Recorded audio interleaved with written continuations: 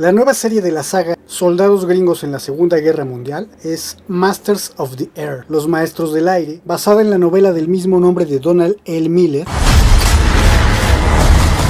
creada por John Shiban y desarrollada por John Orloff. Las dos que le preceden son Band of Brothers y The Pacific. Todas tienen en colaboración la producción de Steven Spielberg y Tom Hanks. Mamá siempre decía, la vida es como una caja de bombones. Aficionados a estas narrativas patrióticas que resaltan el heroísmo de los soldados gringos en la guerra, pero más allá de eso, para mí, como buen aficionado a la historia, me interesan este tipo de narrativas tratando de ver por fuera de esas intenciones que no son necesariamente lo que ocurrió y enfocarme en el drama de la guerra, que es lo interesante. Porque la guerra en sí es una de las manifestaciones humanas más complejas de entender, que nos pone a pensar en los excesos de nuestra especie y de nuestras civilizaciones. No por nada es uno de los temas más recurrentes del arte desde hace miles de años. Es un ejemplo de los puntos altos de nuestra conducta como sociedades. Es un punto pico de nuestro comportamiento. Pero vamos a ello. Esta serie es protagonizada por Callum Turner, el mayor John Buckley, al que vimos recientemente en Animales Fantásticos, Los Crímenes de Grindelwald. Austin Butler, mayor Gale Buck,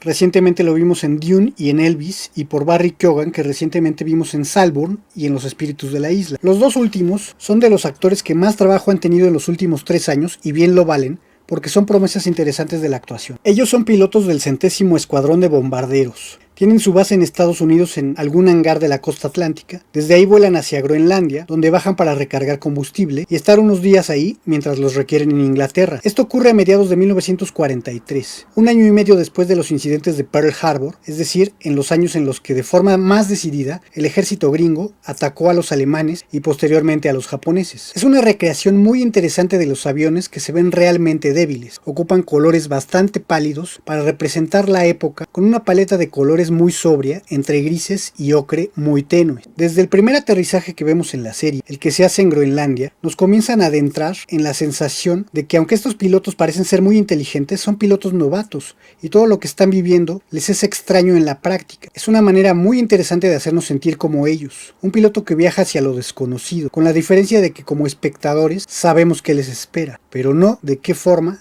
lo vivirán. Este escuadrón estará encargado en una primera misión de llevar un cargamento muy amable de bombas hacia el norte de Alemania. Su base es la Tor Abbots de la Royal Air Force, que se encontraba en Norwich, al noreste de Londres, y bastante cerca de Dunkerque, en Francia. Cuando se dirigen por primera vez hacia Inglaterra desde Groenlandia, uno de los grupos de aviones se pierde por un momento entre un paisaje nuboso, y cuando salen de él, resulta que no están en tierras británicas, sino en la costa francesa ocupada por alemanes. Entonces los reciben unos bombarderos antiaéreos que se ven espeluznantes, con lo que nos dan una probadita de lo que será el verdadero combate más adelante. Y es que solo imagínense lo que era volar en la época previa a los satélites y sin GPS. Era un sistema de ubicación igual al que se usaba en los barcos de finales del siglo XIX, ciertamente muy bien estudiado, pero con muchas posibilidades de error. Finalmente llega el momento de ir hacia la batalla, pero antes de subir al avión, vemos que nuestros protagonistas de rostros juveniles dan instrucciones a pilotos aún más jóvenes que ellos. Les dan el clásico discurso para alentar a un batallón antes del combate. Son puros chavos en la batalla. El plan era atacar los astilleros del río Weser en Bremen para evitar que se detuvieran cargamentos llevados por el río desde Inglaterra. El vuelo en avión comercial actualmente de Norwich a Bremen es de 3 horas 10 minutos. Fue la distancia que recorrió este batallón. Se dirigen hacia allá nuestros protagonistas Butler y Keoghan en el mismo avión.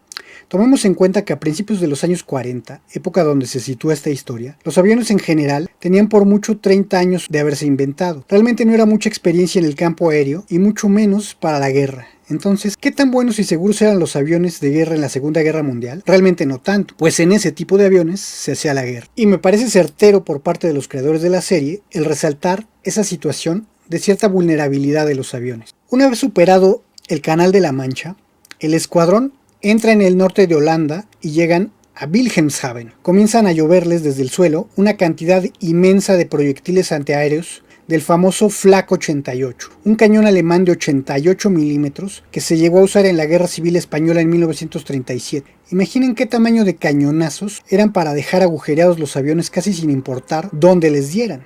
Me pregunto si los pilotos de aquella época estaban conscientes de que su labor era casi suicida, como las de pocos batallones. Primero por la inseguridad que representaba solo volar, segundo porque era muy probable que los hicieran pedazos en el aire antes de que soltaran su cargamento. Esa situación la representan muy bien porque en esa primera incursión en el campo de batalla los hacen pedazos. Los alemanes destruyen un gran porcentaje del escuadrón y Butler, al regresar, cobra conciencia de lo sanguinaria que es la guerra por primera vez y queda pasmado por la destrucción de los aviones donde viajaban varios de esos pilotos muy jóvenes a los que vio antes en el despegue. Impresionado por el daño que los proyectiles antiaéreos le hicieron a los aviones de su escuadrón, nuestro protagonista comienza su viaje mental. La guerra para ellos acaba de empezar.